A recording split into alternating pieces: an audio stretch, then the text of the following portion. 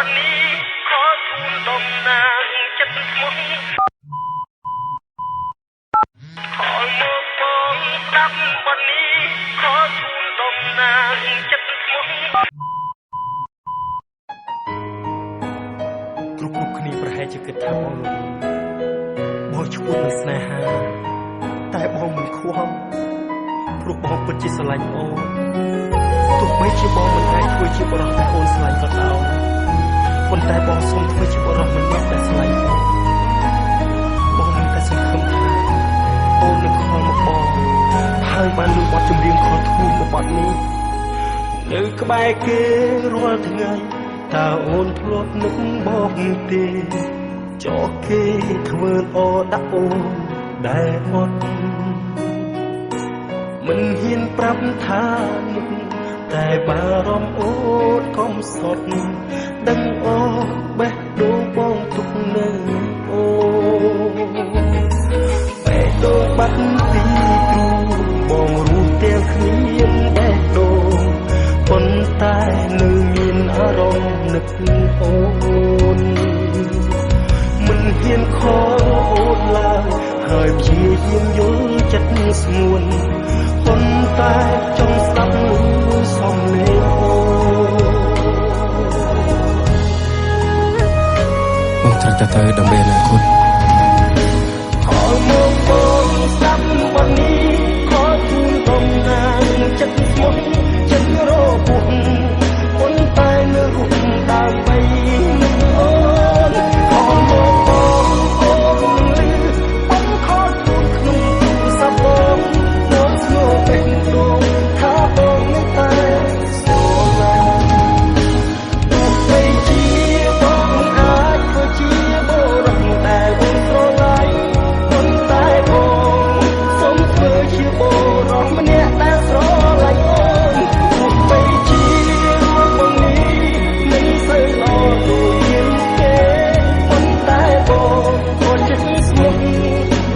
នឹងស្នេហ៍បើមិនទាន់ជប់ស្លាញ់បងទេកុំដោះវាចេញ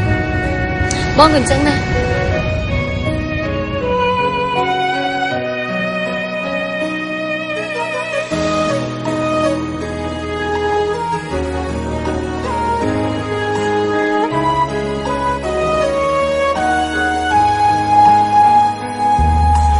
នៅក្បែរគេ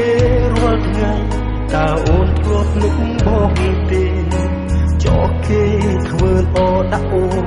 ដែលអត់មិនហ៊ានប្រាប់ថានឹកតែបារម្ភអូនកុំសត់ដឹងអូបេះដូងបងទុកនៅអូបេះដូងបាត់ពីទ្រូងបងរស់ទាំងគ្មានបេះដូងប៉ុន្តែនៅមានអារម្មណ៍នឹកអូនមិនហ៊ានខកអូនឡើយហើយព្យាយាមយល់ចិត្តស្ងួនប៉ុន្តែបងកុំទៅបានទេសូមលេងអូ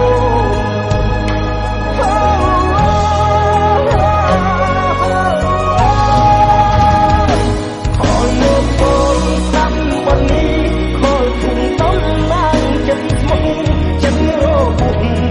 ប៉ុន្តែនៅរូបដើម្បីនឹកអូបងខលទូចក្នុងទូរស័ព្ទបងបងស្នូបេះដូងថាបងនឹងតែស្រឡាញ់